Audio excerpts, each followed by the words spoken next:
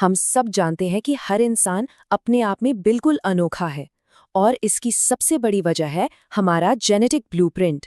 पर कभी सोचा है कि क्या होगा अगर इस ब्लूप्रिंट में, इस पूरी की पूरी डिजाइन में कोई छोटा सा बदलाव आ जाए? आज हम इसी दिलचस्प सवाल की तह तक जाएंगे। तो इसे समझने के लिए एक कल्पना करते हैं। मान लीजिए कि हमारे शरीर के लिए एक बहुत बहुत बड़ी इंस्ट्रक्शन मैनुअल यानी एक निर्देश पुस्तिका है, और यही किताब तय करती है कि हमारी आंखों का रंग क्या होगा, हमारे बाल कैसे होंगे और हमारा शरीर काम कैसे करेगा। सब कुछ इसी में लिखा है। तो इस किताब के जो चैप्टर्स हैं, जो अध्याय हैं, उन्हें हम कहते हैं क्रोमोसोम यानी कि गुणसूत्र। ये वो खास स्ट्रक्चर्स हैं जिनके अंदर हमारा सारा डीएनए और जीन्स भरे हुए हैं, वही जीन्स जो हमारी हर एक खासियत को तय करते हैं। तो सवाल ये है कि ये चैप्टर्स हैं कितने? एक टिपिकल ह्यूमन सेल में इनकी संख्या होती है 46, और ये ऐसे बिखरे नहीं होते। ये 23 जोड़ों में, मतलब 23 पेयर्स में बड़े करीने से सजे होते हैं। हर जोड़े में एक क्रोमोसोम हमें अपनी माँ से मिलता है और दूसरा पिता से। अब इन 23 जोड़ों में भी एक छोटा सा बंटवारा है। देखिए, इनमें से जो 22 जोड़े हैं उन्हें हम कहते हैं ऑटोसोम। ये हमारे शरीर की बाकी सारी विशेषताओं को कंट्रोल करते हैं। और जो आखिरी एक जोड़ा बचता है वो है सेक्स क्रोमोसोम। यही वो जोड़ा है जो तय करता है कि कोई महिला XX होगी या पुरुष XY। तो यहीं से बात थोड़ी और दिलचस्प हो जाती है। कभी-कभी इस जेनेटिक ब्लूप्रिंट में कुछ बदलाव, कुछ वेरिएशंस आ जाते हैं, और इन्हीं बदलावों को हम साइंटिफिक भाषा में क्रोमोसोमल ऑल्टरेशन या गुणसूत्रों में होने वाले परिवर्तन कहते हैं। और मोटे तौर पे देखें तो ये बदलाव दो तरह के होते हैं। एक होता है न्यूमेरिकल अल्टरेशन, मतलब संख्या में बदलाव, जहां क्रोमोसोम का टोटल नंबर ही बदल जाता है। और दूसरा है स्ट्रक्चरल अल्टरेशन, यानी कि बनावट में बदलाव, जहां क्रोमोसोम के स्ट्रक्चर में कोई फर्क आ जाता है। तो चलिए एक एक करके दोनों को समझते हैं। चलिए सबसे पहले बात करते हैं क्रोमोसोम की संख्या में होने वाले बदलावों की। अपनी इंस्ट्रक्शन मैनुअल वाली बात याद है ना? तो बस इसे ऐसे समझिए कि जैसे उस किताब का या तो कोई पन्ना गायब हो गया है या फिर कोई एक्स्ट्रा पन्ना उसमें जुड़ गया है। तो देखिए, जब किसी जोड़े में से एक क्रोमोसोम कम हो जाता है, मतलब टोटल 46 की जगह 45 रह जाते हैं, तो इस कंडीशन को कहते हैं मोनोसोमी। और ठीक इसके उलट, जब किसी जोड़े में एक एक्स्ट्रा क्रोमोसोम आकर जुड़ जाता है, यानी टोटल 47 हो जाते हैं, तो उसे हम कहते हैं ट्राइसोमी। सिंपल है ना? तो मोनोसोमी का एक बड़ा उदाहरण है टर्नर सिंड्रोम।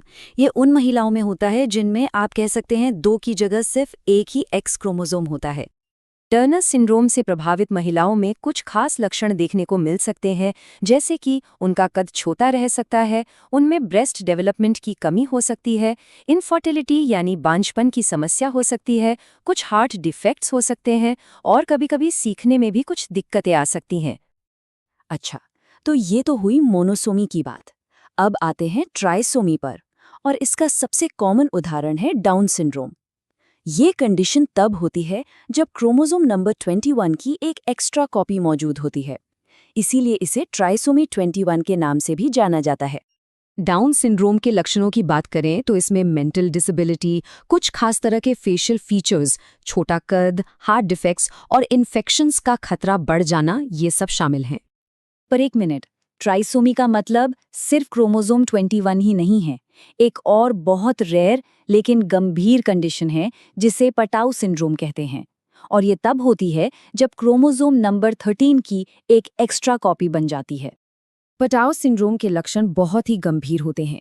इसमें सिवियर इंटेलेक्चुअल डिसेबिलिटी, कई तरह की फिजिकल अबनॉर्मैलिटीज जैसे कि छोटी आंखें या क्लेफ्ट पैलेट, हार्ट डिफेक्ट्स, ये सब शामिल हैं। और दुख की बात यह है कि ऐसे में अक्सर जीवन काल बहुत छोटा होता है।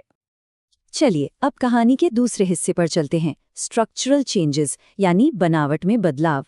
यहाँ पर देखिए, क्रोमोसोम का नंबर तो बिल्कुल ठीक है, 46 ही है। गड़बड़ उनकी बनावट में है, उनके स्ट्रक्चर में है।